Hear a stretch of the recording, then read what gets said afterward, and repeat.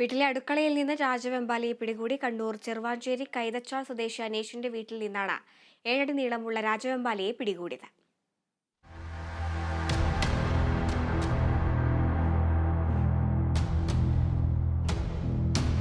അടുപ്പ് കത്തിക്കാനായി വിറകെടുക്കാൻ വീട്ടുകാർ തട്ടിന് സമീപത്തേക്ക് എത്തിയപ്പോഴാണ് രാജവെമ്പാല ചീറ്റിയത്.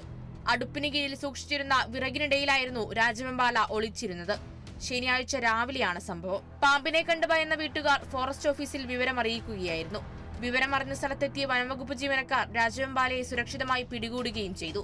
Kannavam forest range officer Sudheer നരോത്തിന്റെയും സെക്ഷൻ ഫോറസ്റ്റർ സുനിൽകുമാറിന്റെയും നിർദ്ദേശത്തെ തുടർന്നാണ് കണ്ണൂർ വന്യജീവി സംരക്ഷണ സംഘടനയായ മാർക്കിന്റെ പ്രവർത്തകരായ ബിജിലേഷ് കോടിയേരിയും സന്ദീപ് ചക്കരക്കലും കൂടി ഏകദേശം 7 അടിയോളം നീളമുള്ള രാജവെമ്പാലയെ പിടികൂടിയത്.